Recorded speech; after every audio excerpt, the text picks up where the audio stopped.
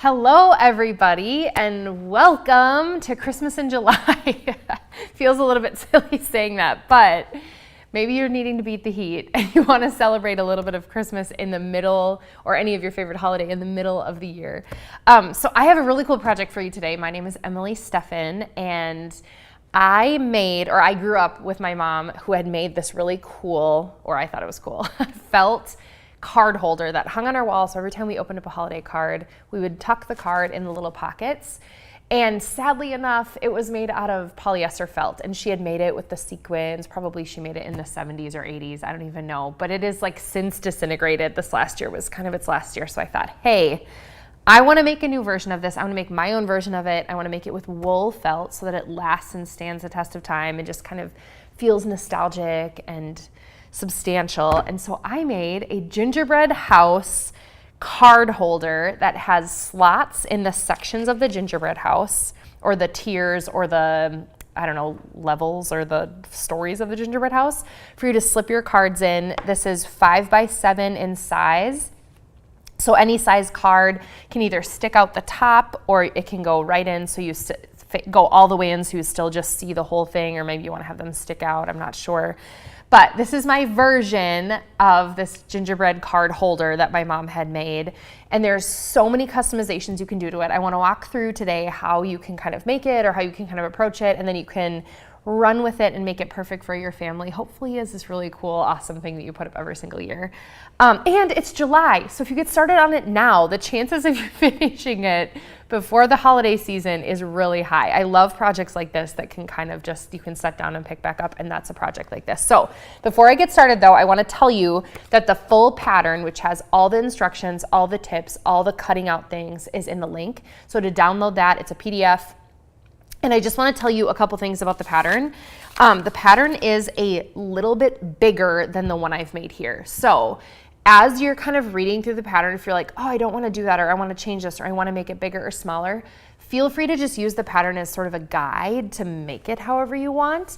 And honestly, even when I was cutting this out, I'm like, oh, do I want to make it like a traditional gingerbread color? Do I want to make it white, like a candy house would be a lot more colorful? I chose just the gingerbread sort of colors, but truthfully, take the pattern, take the things I'm saying in the pattern and all the written instruction, and just run with it. I would totally encourage you to do that.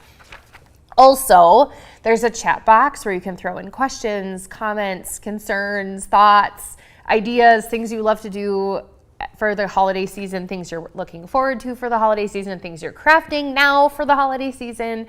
I was flipping through the channels the other day, and there's a lot of holiday movies on for Christmas in July. So maybe you want to just share your Christmas in July moments.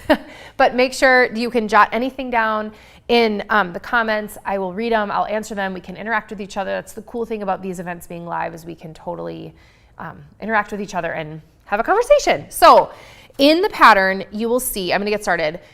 Also, first of all, to head off any questions, I'm using 80-20 felt. I love it. I will stand by it. It's one of my most favorite kind of felts. It's 80% wool, 80% rayon, 20% wool. It's not like the polyester wool that you'd get at your local craft store, or not often. Sometimes big box stores will have yardage you can cut that it will look like this, where it's like on the yard. Generally, if something's on the yard or on the bolt, where it's a bolt, it'll be some sort of wool blend. The thing that I like about wool blends is this is just my opinion, and totally take it for what it is. Maybe you want to jot down your own comment about your felt choices. The thing I like about wool blends is the colors feel less synthetic or less fake. They're still bright and happy and wonderful, but they feel like they're more dyed because they are. So they're less like neon green and more like a beautiful subtle green. And they don't stretch like some of the polyester wool that you get if you've ever worked with wool before, specifically if you're trying to teach kids to sew or something. Wool stretch, or polyester felt stretches and can get like disformed or unshapen, I guess, if you want to say. So for a project like this, when you have the sides sewn and you're tucking and pulling and putting things in and pulling things out, this will hold its shape. The wool will keep its shape, because it's wool. It's a natural fiber, if you will. So I mean, the rayon isn't, but that's what gets it so that it's not like super scratchy and icky and thick and gross like a wool blazer or something. So that's what I love. Sometimes they're 70-30, sometimes they're 60-40. I often just gravitate towards the 80-20, but the 70-30 is fine.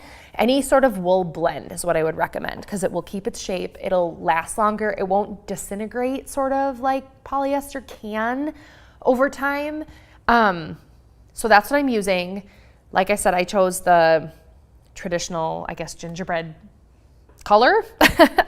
And so what I've done, full transparency, I didn't want to start from scratch on the project because it would have taken 9 zillion years and nobody wants to sit here through a live event for 9 zillion years. So here, let me grab this little, I want to explain to you. It says it in the pattern, so if you don't have the pattern, download it. So here. So right here, there's 1, 2, 3, 4. All the written instructions are in here. All the actual pattern pieces are after that. So there's 2 sort of things you need to cut. 1, 2, 3, 4 panels. And then, I'm gonna flip this over so you can see it, this back piece. So this back piece right here is one big piece. And then I've cut the 1, 2, 3, and I guess the top, you only really cut the roof line. So it's one big rectangle and then 1, 2, 3, and then the roof line. So you need, I don't know, I bought less than I should have and totally regretted my decision because this is a really good color. I use, what did I even say in the pattern? I should know this. Hang on. Let me check. Okay, so it's like 25 by 10 for the gingerbread color, and then it's another, this is 15, or 20, 20. This is 20 inches because these are 5 inches high, 15, and then this additional piece. So I don't know, probably I would say by 1/2 a yard or around that, because this will be the length of what 1/2 a yard is, or you could do a yard, 3/4 of a yard. That should be about right. Even if you have to have this long piece in 2 panels, it should work. And then the backing, be whatever color you want it to be. This is, it's 1.5 inches on the top, bottom, and sides. Probably looks more like 2 inches, but it should have been 1.5 inches-ish. So I maybe cut it a little bit big. There's no precision, I feel like, with a project like this, which I appreciate. So like I said, use the pattern, follow the instructions, but make it your own. And the beginning of the base of it is one big rectangle, and then you're working in these panels. So I've cut out my rectangle, I've worked my panels and my top, and I wanna show you just all my tips and tricks on how I'm gonna do each panel. And this is where it becomes really fun because you can set it down and pick it back up, and it's a fun project for Christmas in July because you can turn on a movie in the heat of the afternoon or whatever, turn on a book or something and work on this. And there's a million different ways. If you choose to glue, great. If you choose to hand stitch, great. If you choose to machine stitch, awesome. There's no one way to do this. I chose to do a combination of multiple different ways to do it. So, yeah, I'm gonna show you how I do that. First, let me check out these questions. Austria, Sandy's coming in from Austria.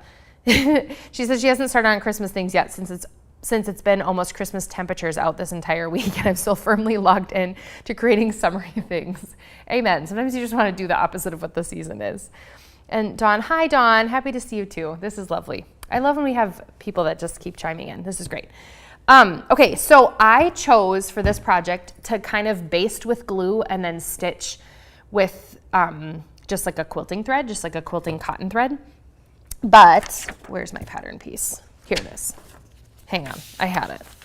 This is what happens when you have 900 things on your desk. Okay, so each one of the panels will come as the panel. I would highly encourage you to cut out your panel and then cut out the individual pieces kind of like this, because then you're able to attach them, pin them to your fabric a lot easier. So cut out your panels and then cut out your individual shapes. So I'm gonna work on the door today, and you can eliminate pieces of the door. I wanna do the background of the door and then have the little rim and then have the little slatties and then the little like flourishes. This was kind of, the flourishes are kind of I guess a nod to some like Norwegian-esque sort of architecture. I don't know. You'll also notice, maybe you've noticed this already, that I got to cutting out my wreath and I decided I didn't want the flourishes on the inside, so I just have a wreath that goes outside. So do with it what you want. Okay, I'm gonna do, all of my door outlines are in white, so I'm gonna continue that. And I will roughly cut just like a chunk. Oh, this is really This probably got folded because it's a little bit wrinkly, but that's okay. Cut a rough shape out of my white. And whenever I'm cutting something that's a little bit more intricate, I try to go big to small just because I feel like that works really well. You maybe have the same thoughts, I'm not sure. But, so I'm going to pin this on. For the lady who doesn't pin that often, I tend to pin intricate things because I want to make sure that they work well. I just taught my daughter how to pin to fabric, and this is how I taught her in case you're feeling overwhelmed by pinning. Stick it through almost to the knob, pinch it like a taco, like right like this, an upside down taco, and then just poke it. And she did really well. She started hand stitching some stuff this week, and I've always pinned for her, and I was pretty impressed. So again, the sharpest part of your scissors is always going to be the inside part or the tip. Generally, not always. So I try and open it really wide, like an alligator mouth. That's how I tell kids to do it. And I never go the length of the whole entire blade just because I feel like sometimes then I get those jagged, not clean edges. Okay, so this is what I mean by going big to small. I did the biggest section, right? I'm gonna take this off, lay it on, go, okay, is that right? Do I need to trim it? Because my patterns are not always perfect. Okay, this is a weird little, not smooth area here. Ta-da. The cool thing about felt is that it's like those old felt boards and it's sticky. So I don't pin a lot felt to felt. Okay, then I want to do this. So this part is going to be white, but this inside part I want to be this brown, this, I don't know, mustard color. So I will cut this mustard color. Checking to make sure we don't have any questions. And I'll just cut off the part that I just did because it's already been cut out of the white. Oops.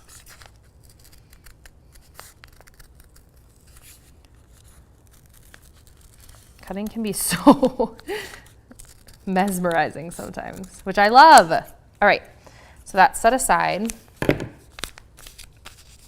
See, so now when I place this on here, rather than cutting out the inside and then cutting out the white as like a separate thing and you hope they line up, you hope your cuts are right, I do a lot of layering with felt. So the same thing is with this. This with my window, I cut out the background out of the mustard, and then I cut out the white, and then I cut the middle out, and actually rather than making sure these little tiny squares, I just cut two strips. Way easier, and layer them, and it's not like it's adding a ton of bulk. I don't feel like it. I mean, maybe if you have like 50 layers of felt, that might feel complicated, but it just feels like it works well, and then you're not having to have perfect, precise cuts that stress you out if they do not line up too much. Okay, so next, I want to leave this top part of the door, this brown, and then I'm going to do the gingerbread color for the slats, or maybe every other.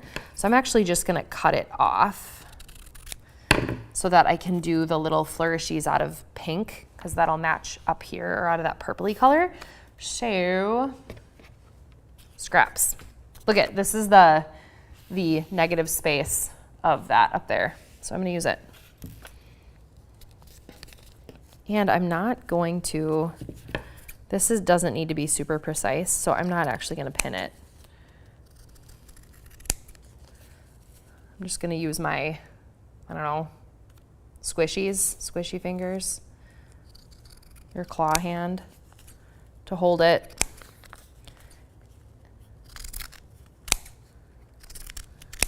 I do want to make sure that they stay next to each other. But because it's kind of supposed to look like an old door, I don't need them to even line up super properly. So, and I think if you see some of the felt through it, it's not gonna be that big of a deal. It might actually be cool. Maybe I should cut some negative space in there so I can see through the slats. That might be cool. I'm gonna trim this guy a little bit. And I'm gonna trim some of these so that we have a little bit of space.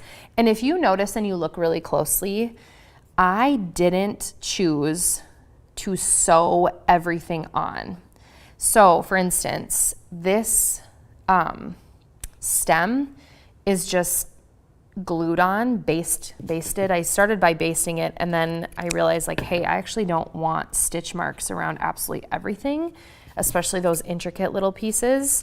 So it might make sense for these slats actually not to be glued on, because then it will give more of a like, I don't know, less sewn look to it.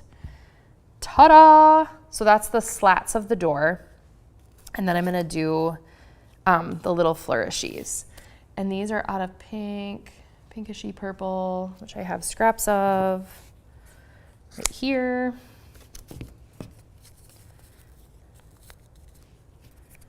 And I'm gonna do this to make my life easier.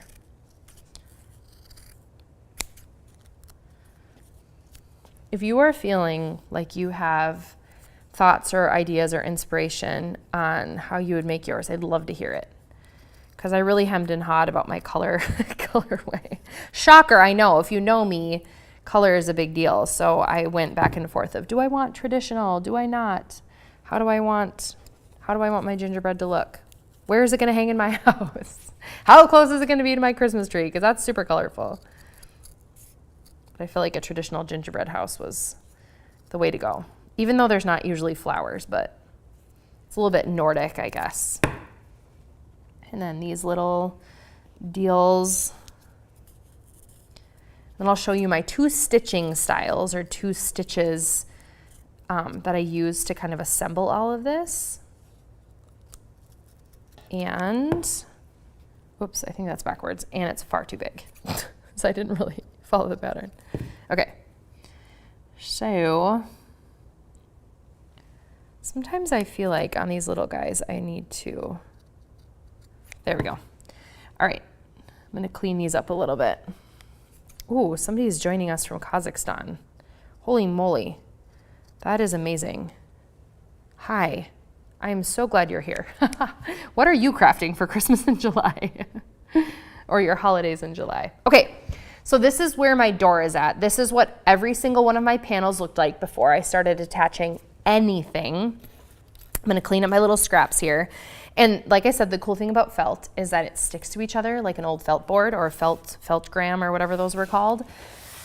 So again, I'm gonna work from big to small to start attaching it. If you wanna use, this is my favorite felt glue. It's the Felt and Foam Tacky Glue from Aleene's. The reason I love it is because it's nice and thick, and it actually has like enough substance to not just soak into the felt, because sometimes if you use non-felt glue and you choose regular fabric glue, it's so thin that it just soaks right in and it just makes the fabric stiff. And this stuff, it does make the fabric a little stiff if you gob it on, but I mean, I've glued all these other things in place and it's still nice and flexible. So this, highly recommend this glue. I don't get paid by them, I just really love the glue. Maybe you have your favorite. If you have your other favorite glue, let us know. Okay, so what I'm gonna do first is I'm actually gonna decide what I want to only glue in place. Also, if you wanna use hot glue, you can. The reason I don't use hot glue that much in crafting is because it's chunky, it's plastic, it's essentially melted plastic, and it's gonna make it nice and kind of crusty. I don't like it. I'm gonna choose to glue these slats down, glue these down, and then I'll probably just like glue baste this in place. And what I mean by that is when you're sewing and you're doing traditional sewing, basting means it's just kind of a loose stitch that you easily can take out later on. It just kind of holds 2 pieces together without having to pin them. I'm using glue as a basting. Some people use a actual glue stick. That might work. I feel like whatever you feel like you want to do it, please. But, and the reason I'm choosing to glue baste is because pins are long, and to try and like have to pin something like this, it just would be really tricky because you're trying to sew around it when the length of the pin is longer than the piece that you're trying to sew around in general. So these little pieces, I'm just gonna add a little bit of a dab just to get it to stick so that life is easier. This also makes it, let me just give you a plug for glue basting. When you glue baste, or if you decide to stitch baste, that would be fine too, it would just be a little bit more work. it makes it very mindless to be able to like put on a movie or listen to a book and not have to concentrate as much. So just a thought for you. I'm going to pull this off because I want to make sure that these are nice and level, and then I can trim the bottom because remember I did cut those a little bit, but I'm going to not stitch these. So I'm going to add a little bit more glue than I normally would. You can see kind of how thick this glue is. It's, there we go. It's one of my favorites. I've used a lot of glues and it's my favorite, hands down. Because it's not crunchy, but it's nice and thick. So I'll do this quick. If you have any questions, oh, can I add extra? Quinn, okay, this is a really good question, Quinn. Quinn is asking, can I add extra pockets to hold more cards? 900%. The way this pattern is built is on these different sections. Literally, all you'd have to do is make more sections. Maybe you just repeat more windows in them. Maybe you add more candy canes. Maybe you want to do gumdrops or some sort of like those swirly mint candies on them or something. However you want to customize this would be amazing. I just followed the 3 pockets because that's what I had, and that's the kind of the space or the length on the wall where I know I'll hang it. But yeah, you can make it bigger, wider, longer. You could even make it smaller if you wanted to only do 1 pocket and have it for like little treasures on your Christmas tree or something. I don't know. But yes, absolutely, you 100% can add extra pockets. If you know you are so loved by your family and you get 1 million cards in the mail. Isn't that lovely? That would be, it is kind of great to open up non-bills at the holiday season. The only downside to this glue is it's so thick that if it's not near the tip, it just takes forever to get the glue to move down there. Or you have to like squeeze it to high heavens. So sometimes when you store it upside down. Hot tip. Okay, so this is on, oops, this is not straight. There we go. I can see my slats. I'm gonna flip her over, give her a trim, wipe off my scissors, some of my extra fabric because I don't want glue on my scissors. So if you ever cut something that's gluey, grab an extra piece of fabric and just wipe it off before that glue hardens, because otherwise it's gonna ruin how sharp your scissors are. Okay. So here's this guy right here. This is my door. This is where I'm at. I feel like it, yeah, looks like a little gingerbread door, huh?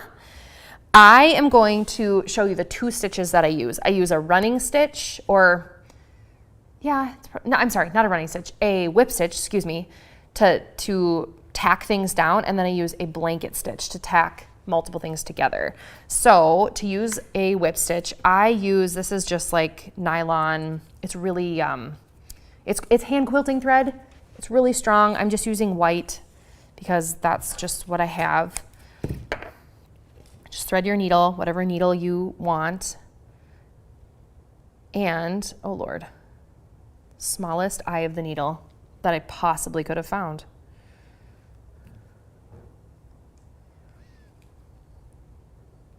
Oh, I feel like I'm getting to the like, I can't just thread a needle without looking anymore stage of my life. I used to be able to just do it all the time. So I don't ever put knots in the end of my threads because I just don't. Instead, if you've ever seen me do any hand stitching, you know that I do 2 X's on the back to anchor my stitch. So if I'm putting these 2 together, I'm gonna make a stitch all the way around, and then I might actually stitch these on. But essentially what I'm gonna be doing is whip stitching, meaning I'm going up, up, up, or down, down, down. I like to go down rather than up, but either way you go either up, up, up, or down, down, down, whatever you decide. And what I'm doing, because if you look super close, you see that on the top of the fabric, you see like a little dash. So it'll be like dash, dash, dash, dash, dash. But what I'm doing with my needle is I'm actually gonna go up with my needle, and then when I'm up with my needle right here, and then when I'm going down, I'm almost like angling, this is probably not, angling my needle like this, so that I don't get the length of my stitch on anything other than the top of my fabric, if that makes any sense. So I'm gonna show you how to do that. So I'll anchor my stitch by making an X. So I insert just on the back and I make one X, or letter T, however you want to describe it, and another one. And this is, like, I'm pulling, listen, can you hear? I'm pulling, it's super strong. I think it's stronger than knots, and you don't have the bulk of knots. Any hand quilter will teach you that. Actually, I'm going to just add a pin to this really quickly. Just in the center. Ta-da. Okay. So I'm going to go up through the slat, all the way up, straight needle, not angled, straight needle, like 90-degree angle up. But then when I go back down, I'm gonna go angle it inward towards underneath. So up, straight up,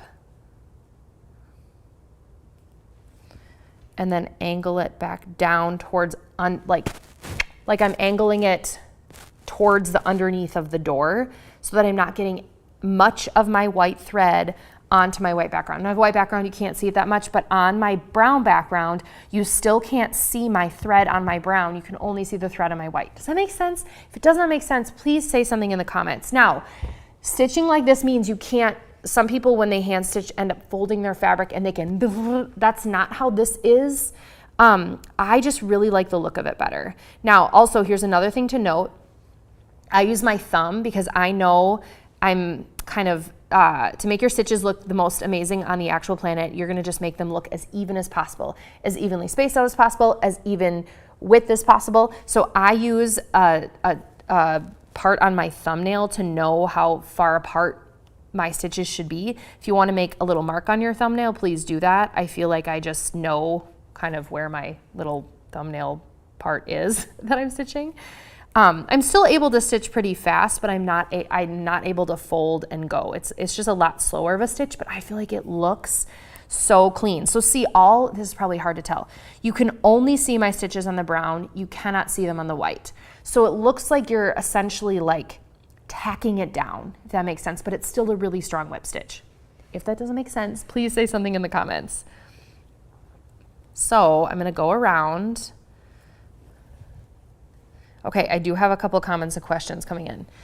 Oh, Miss P says she's an awesome teacher. Thank you. You guys are so great. I should do this every day so you can just be amazing and tell me how great this is. Okay, are there any ideas for turning this into an advent calendar? Oh, Catherine, that's so fun. You know, okay, here's my thoughts on this. And if you have any other thoughts, please chime in. Here's what you could do. You could shrink this pattern down, like shrink it. You know how like on your printer, you can go to like, I don't know, 25% or 10% or something just to get your dimensions. And you could make the base of the card holder wider and do littler pockets. That would be so cute. I didn't even think of that. And a felt advent calendar, we have one. I made one a long time ago, sort of from a kit, but then I ended up deviating from the kit. Where it is felt. The background is a big piece like this, and then it's rows instead of big chunks like this. It was rows, and there's 25 because you go to Christmas Eve ? Yeah, I think so. Is there 25? There must be because it's 5 rows, and then I sewed 5 vertical lines, so they just created pockets, and then I made little tiny stuffies. So it's like little stars, little mittens, little snowflakes. You know, you just take 3 million years to stitch those little things, and added sequins and beads because of course I had to do that. And then my kids, above the pocketed area is a tree, and then they put it on the tree. I think Pearl Soho had a kit that I think it was Pearl Soho in New York City, that I bought, but then I ended up deviating from it because I didn't love all the colors and I wanted to make it way more colorful and festive, and we created other stuffies. But this whole idea is perfect for an advent calendar. And let me say this, that's also out of felt, and it's the Ran wool felt, and it has lasted, my kids tug on, I mean, when they were little, they were tugging those things out of there, and it lasts so well. I embroidered numbers in a bright pink on each one of the little sections or pockets. So take this idea and you can totally make a gingerbread house advent calendar. That'd be so cute. You could even put little like stuffed candies in there or something, or maybe real candies and they just eat it. I don't know. Okay. Thank you for the info. I love the class. I have a special needs daughter and she's always making gifts for members at church. Yes. The cool thing about a project like this is that I know I say this all the time whenever I'm hand stitching, it makes you slow down. It makes you think about what you're doing, about if this is a gift and who you're making it for. And a comment like that just warms my heart because I feel like people who make handmade gifts are just so thoughtful and beautiful and wonderful and amazing because you're like, you sat down and you made this thing for me, not just in general, but for me. And everything you did was for me. I think it's really beautiful. So yay, that's amazing. Okay, here's the thought. Because I'm hand stitching around my door, you see my little stitches, and I want to do these, since I'm here, I could also jump in here and do these and then finish, and I have enough thread to do that. So that is exactly what I'm going to do. And what I mean by that is I'm going to start stitching these little guys, and you probably can see, exactly what I mean. My tail's a little long. When I show you how I'm angling inward, you're not seeing my white on this brown or this gingerbread color at all because I'm angling to underneath that pink color. Does that make sense? I hope it makes sense. Because there, right? You see that? That's the beauty of having a slower stitch that isn't, I don't know what this is called.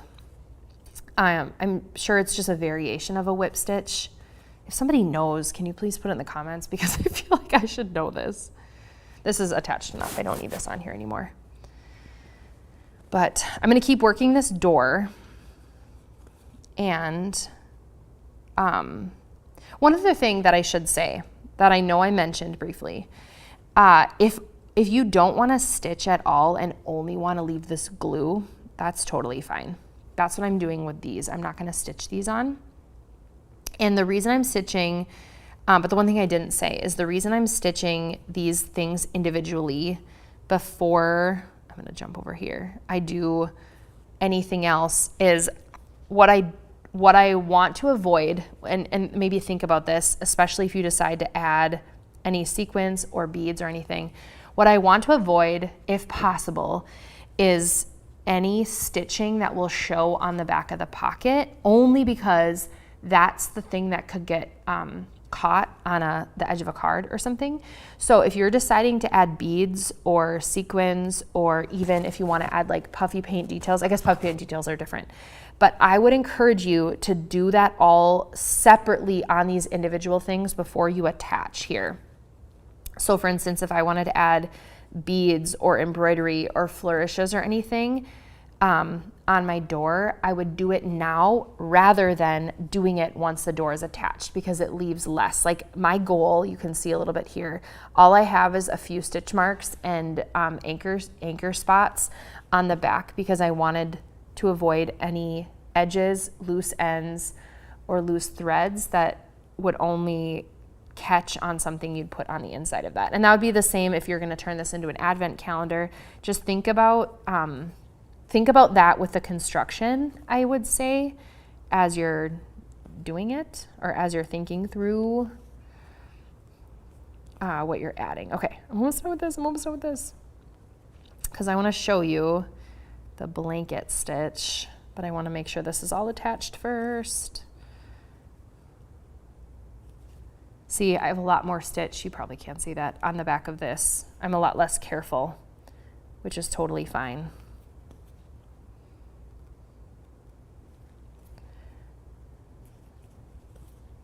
I love also the way that the stitch pulls the felt to the felt. I feel like it almost becomes one, which is almost like actual felting, if you've ever done actual felting. Okay, I'm almost done. Okay, Rebecca says, I'm thinking of ways of adapting this project for birthdays. Like a birthday cake to display my kid's birth. That's a super good idea. You know what I've always thought? Another thing that could be really cool, especially for birthdays, is a birthday countdown. I mean, maybe adults wouldn't be as into it as kids would be, but birthday cards, the thing about birthdays is they make you feel so special. So I love this thought because A birthday cake would be so fun because you could do a, different, I don't know, a tiered birthday cake or something like that with the numbers that you could switch out on the top of the cake. Kind of like the advent calendar meets the birthday cake holder or the cake holder. This has now got my brain going. How would you make that? Would be really cool because it could be a tiered birthday cake where you put the cards in and then you add the numbers at the top, like little mini stuffed numbers or something. Like you get the gold numbers at the, I don't know, store, Target or the dollar store or whatever that are candles. That'd be super cute. Rebecca, you're genius. Now you've got my wheels turning. Because my kids would love that. And my mother-in-law actually sort of has, I feel like, I don't know, cards are her love language. And she displays them on her fireplace. And I always thought, oh, that's a little bit weird. But she also writes these gorgeous, heartfelt, meaningful things inside of her cards, which make you just feel so loved and special and appreciated. So of course you want to display them, and that would be a really fun way. Okay, I lied. I don't have quite enough thread, but this is great because I can show you how I end this and how I would start something else. So, well, first of all, you can see that this isn't completely centered, so I can trim this if I want to. But if you have not enough thread, the way that I anchor my stitch is exactly the way I start my stitch. I make 2 X's, and it's really tight without pulling on the front. Trim it nice and close, and then just start the exact same way. So I will show you this, and this can lead into stitching it onto the outside, and then I'm gonna show you my blanket stitch. This is the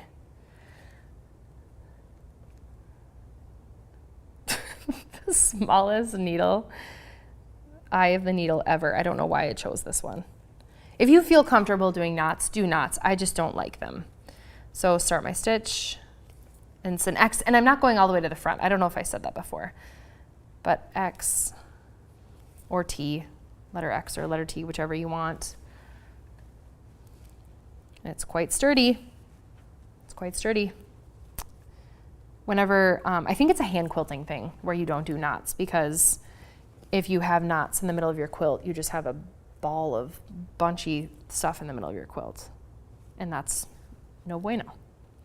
So, okay, I'm almost done getting the door. And every time you stitch, I think things move just a little bit. So I'm gonna trim up this door just a tiny, whoops. And that's okay. And actually, I'm not going to end this this thread because I'm just gonna stitch the door onto the panel. So here's what I'm gonna do, leave it, look at it and go, well, shoot, it's a little bit bigger on this side, so I'm just gonna eyeball it.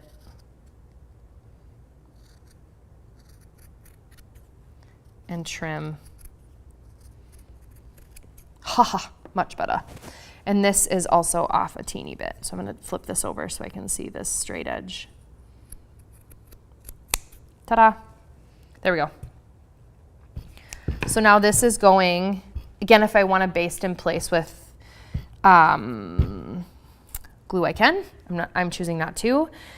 But what I am gonna do here is put a pin in this really quickly and then quickly go around the edge of this with the same. I don't have to worry about the bottom because I will show you how I'm going to stitch that. Wah! Here.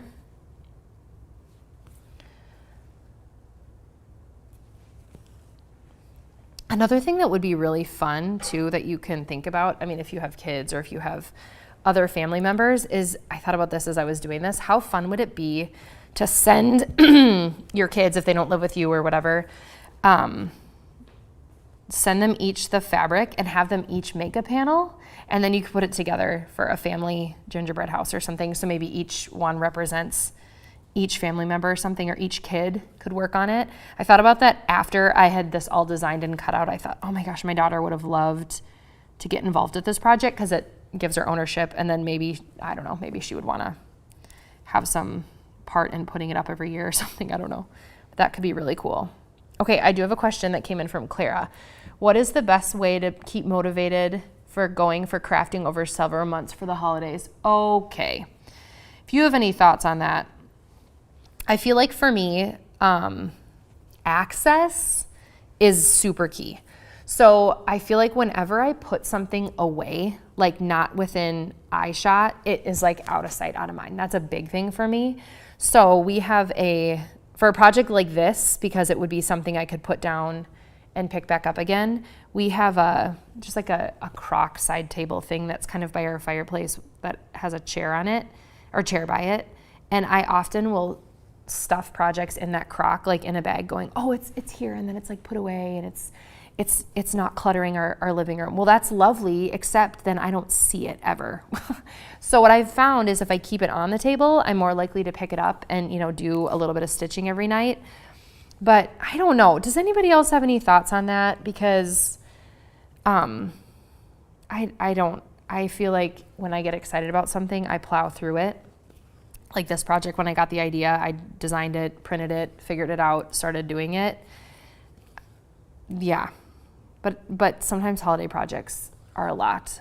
Or maybe give yourself little goals like, hey, I want to finish this stitching by the end of next week, and make sure you've carved time carved out for it. I like to craft at night a lot, because I feel like it's a relaxing. If I'm not drawing at night, I'm usually crafting, because it's just the thing that relaxes me a lot as we're kind of winding down for the evening. Yeah. But I mean, look at the cute gingerbread house. Why would you not want to finish it? Maybe if it's felt and it's 400 degrees outside, don't bring it outside and work with it on your lap. Sandy, do you have a thought? Sandy says, how about using the basic idea of a house as a template, then make various pockets? Yes, fitting the seasons or holidays of the year instead of sewing them on, putting snaps on the back. Well, I mean, that sounds amazing. So you'd have like haunted house, like the little panels would be a haunted house, or a Valentine's candy castle, or a birthday cake, or something like that. That would be a really good idea. Okay, I'm almost done with this. I almost done with this. See, stitching takes forever. But it is relaxing, I think. Another thought about the question that Claire asked about staying motivated is, I do think also if the process of the project I enjoy, it's more likely that I'll finish it. Like if you hate hand stitching, don't start hand stitching this project, glue it, get it done faster. If you love hand stitching, I love picking up hand stitching at night and stitching. So that's maybe something to consider, is the process of what you're doing. Make sure you like it and that it gives you gratification as you go. I'm almost done. But truthfully, this little bit of the door is probably all I would have time or motivation for at the end of the day. So little bits at a time. Like I think I did each window one time each night, as you sit down. Something like this is easy to break up into sections. Knitting, a lot of knitters do that too. You break it up into sections. Knitting just takes a lot more concentration. I knit, but I don't knit that much because I feel like I'm constantly counting and dropping stitches and having to concentrate. And then I can't listen to the movie I'm watching. Okay. Another thing I did not say, if you want to use a sewing machine to sew some of these easy parts on, please do. I do have a sewing machine for the edging here, which I don't know that I'm fully going to get to demonstrate, but to be able to show you, I will visually show you the next steps. Again, they're in the pattern, so if you ever feel tripped up by something, it's all written out and there's photos. But this is just I hope I get you excited about it and get your wheels turning on something you can do. Okay, here's some comments. Yara says, I used to get so overwhelmed by trying to finish my holiday crafts all at once, and I started this little trick. Every time I finish a small part of my project, I treat myself to something fun. Like after finishing a set of ornaments, I enjoy my favorite chocolate or watch an episode of a show I love. Love this. Sometimes if it's a big milestone, it even spurts on a new craft tool or set of markers. All right, Yara, you need to be my neighbor. That is absolutely perfect. That is exactly it. Little moments. And then she also says, those little rewards keep me excited and give me something to look forward to besides just the crafting itself. I think that can be true when you're making something for others, when you're like, oh, this isn't something that I necessarily love, but somebody else loves. That is really cool. It really helped me pace myself and actually enjoy the process.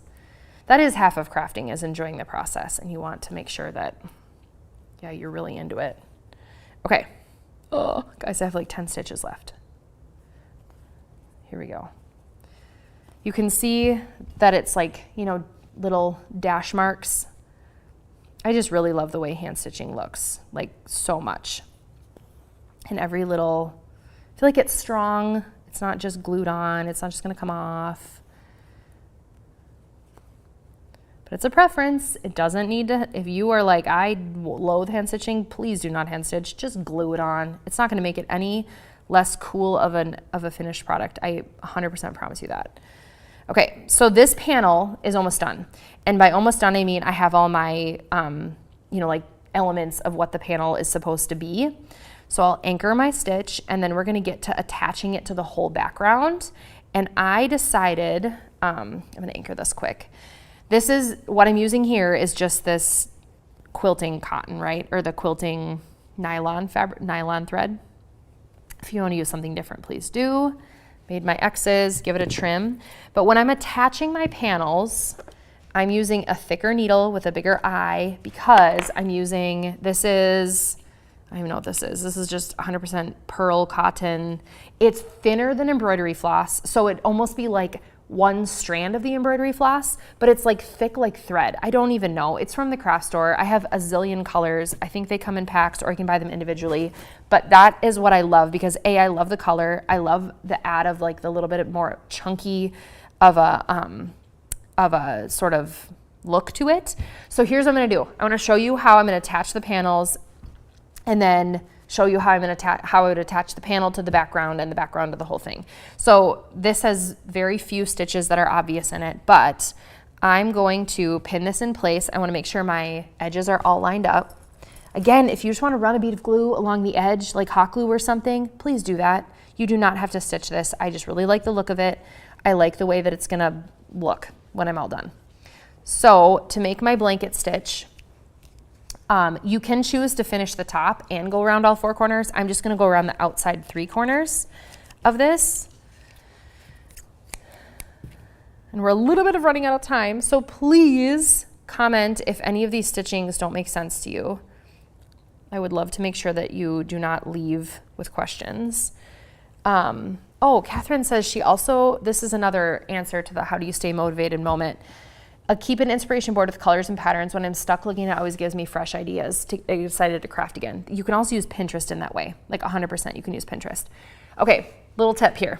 I know that a card is gonna go in here, but the back of this is gonna be stuck to this. So I'm choosing to anchor my stitch on the back of this, not on the inside. Normally I would say anchor your stitches and finish your stitches on the inside of what you're doing so they get tucked in. But in this case, don't do that because things will get put in here. And again, you want as few things as possible for your paper to get stuck on. So I'm going to, whoops, well, I pulled that all the way through. Anchor my stitch with the letter T or letter X 2 times, however. When I mean letter X, I'm going like this and like this. That's what I mean by making the letter. I'm not actually like embroidering a letter in there. Okay, it's really strong. This is pinned in place. I'm going to go to start a blanket stitch. A blanket stitch means it's like this, where you can see the stitch along the side and it looks like a whip stitch on the front. To start a blanket stitch, I'm gonna go up and make a loop. So I'll go up in the same hole again because I wanna make the loop around the edge, but I want my yarn, thread, whatever, coming from this side so it's pulling across the edge. So then I'm gonna stick my needle right through so that now my thread kind of looks like you're making a knot is essentially on this side. So that when I do my up, before I pull it all the way through, see I'm leaving a little bit of a loop, I'm gonna stick, this looks confusing, my needle through it. And that's my blanket stitch. So again, you wanna make it even as possible, and then stick my needle through it. I'm gonna continue this all the way around these 3 edges, and if you want to finish the top, you can. Totally, I did not finish the top on any of these other ones because I just didn't think it was super necessary. But again, you're gonna make sure everything is nice and even. And it looks like a whip stitch because all you have are the dashes on the top, but if you turn it to the side, it's a finished edge. I like doing this stitch when you're finishing an edge because I feel like it cleans your edges up. It makes the thread look really nice. You can, if you really wanted to, you could grab this in your, the tip of it in your looping. I don't want to do that. I'm just going to glue this whole thing to the background of the pink. You can stitch on it with a sewing machine. You could stitch on with a sewing machine in one long, I think I note this in the pattern. If you don't want to do your blanket stitch on the edge, lay everything out, pin it, and then use your sewing machine to run a stitch along the edge, catching the edge, the back, and the background all in one shot. Because that would be another way to finish it. Again, find what you like, find what gets you excited, find the way that you want it to look, and then finish it off. I wanted this to be really stitched looking, so I'm choosing the blanket stitch. Now, I'm gonna pause for a second because we're running a little bit low on time. And I wanna explain to you how I'm gonna finish the edge of this. So I would finish my blanket stitch, and then the next thing I'm gonna do is take only one, remember there's two panels here.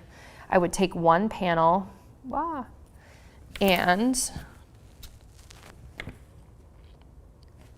add my loops at the top. So in theory, I wanted to have a dowel holding the top of my panel, but I needed some sort of, this is just folded over 2 inches. They're really long because I didn't know how long I needed to have them, or if maybe you don't know how long you need to have them. But essentially, I'm gonna explain this to you. And again, you can use hot glue. You don't have to do anything super specific. But essentially what this is gonna be is, here, I'm gonna get this all together and I'm gonna flip it so it's upside down. So just imagine it's not upside down. This will be attached to the top layer only, and these will go right in here so that your dowel can slide in. Does that make sense? And I am not sure, I know exactly where I want to hang this just because I know where I want to hang it, but maybe I wanted to make them really long so it's more of like a looser flag, or maybe I want to make them shorter. Either way, I wanted them to be a little bit chunky wide, so that's why they're 2.5 inches wide, 2 inches wide by the length. And then all I will do is take some ribbon and then hang this. So it's just an easily kind of simple hung thing on my wall. It's not super huge, but again, you can make it wider. You can make, you could probably make multiple houses if you always get a ton of cards. That's the gist of finishing it. I'm so sorry that I didn't get to finish it completely on camera. Again, everything is written in the instructions, shown in the instructions. This is the kind of basic idea. Take what you want to do and finish it the way you want to. Like if you're like, oh my word, I'm so sick of sewing, use your hot glue, get out your felt glue, glue it together. The only thing I would say is it probably is worth it to stitch these on so it's nice and sturdy, because if you get a zillion cards, it could become a little heavy.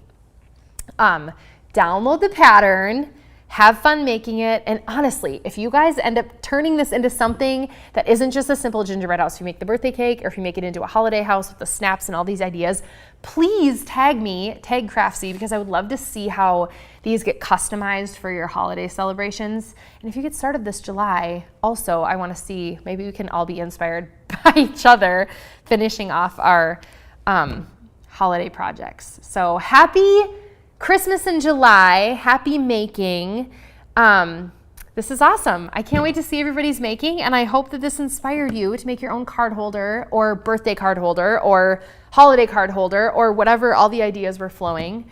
And I hope it inspires you to get crafting and get excited about, it's kind of the doldrums of summer where we're maybe overwhelmed and busy, to sit down and do something for yourself. So thanks for joining me. Happy Christmas in July, and we will see you soon.